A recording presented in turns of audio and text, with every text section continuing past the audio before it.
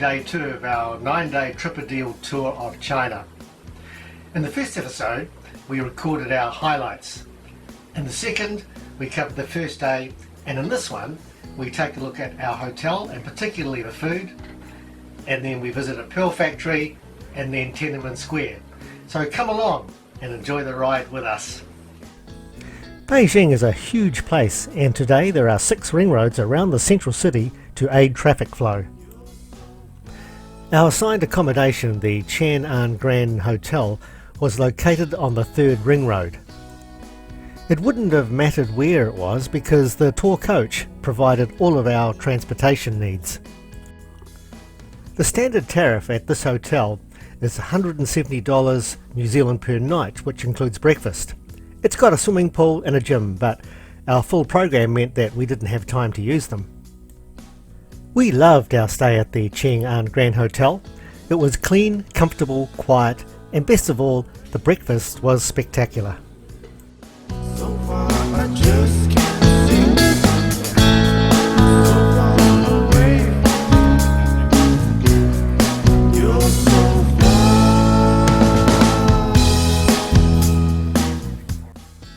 While we weren't strangers to our most favourite Chinese food, namely Cantonese food, the dishes in this region of China were a new experience for us. So what's this? Well, that's a good question. A fried wrap. Is it? I don't know, but Yeah, with egg. Yeah. I might have seen that on smells good. YouTube. Yeah. No idea what these are, but they look pretty good. What do you reckon of this? Some kind of red bean tofu.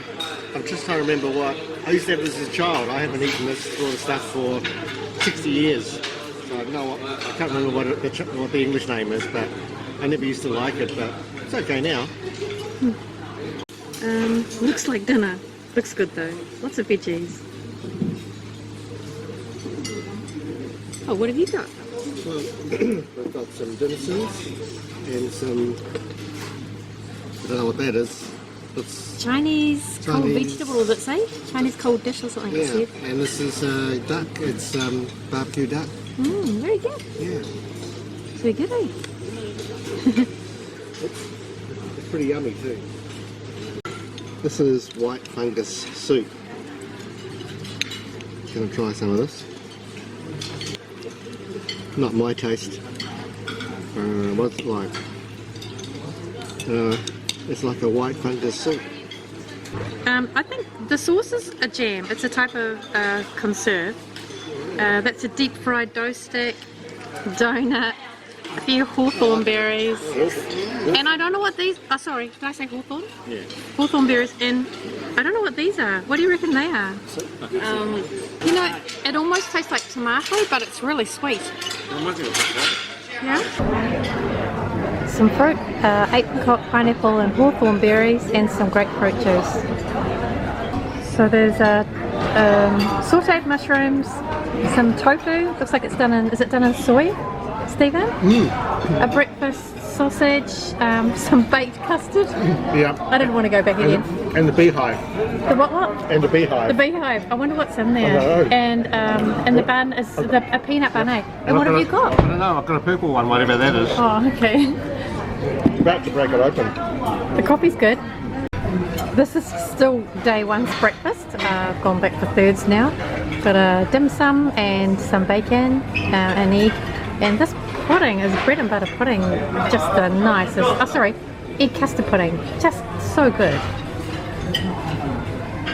China has really changed over the years I've been there. The culture is changing fast, and today it's common to use chopsticks with a plate and not a bowl. And when it comes to food, well, there's no flies on me. No flies on you, is there, Stephen? Oh, hang on a minute. Yes, there is. There's a fly on you, Stephen. There'll have to be a fly on the wall, but there's a fly on the head. Ni hao. Okay, and when somebody say ni hao to you, you don't reply them, I'm fine. How about yourself? No, not so complicated. Just same thing back. Ni hao. Ni hao to you and ni hao backwards. Okay, and I have to tell you, you look much better than last night. Yes. Okay, and maybe you just slept for 5 hours, was it? Yeah. It's like 5-6 hours. That's not bad. On the way to Tienanmen Square, we called into a pearl factory. It was here that we got an explanation of how pearls are made, and after that, Ben bought some pearl earrings.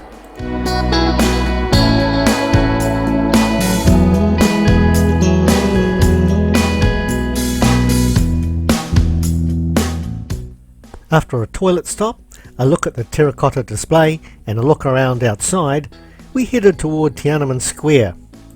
By the way, there's very little pollution in Beijing these days. App-controlled bikes, electric bikes, scooters and cars are slowly taking over. Cars with green plates are electric and can drive any day.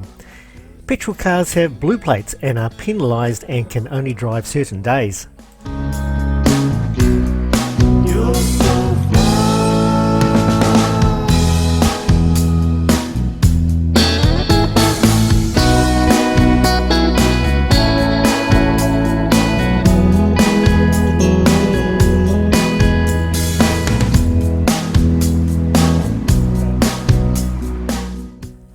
From our bus drop-off point in Tienanmen West Street, we walked past the mausoleum of Mao Zedong into Tienanmen Square, had some free time and then walked into the Forbidden City and exited via the Imperial Gardens.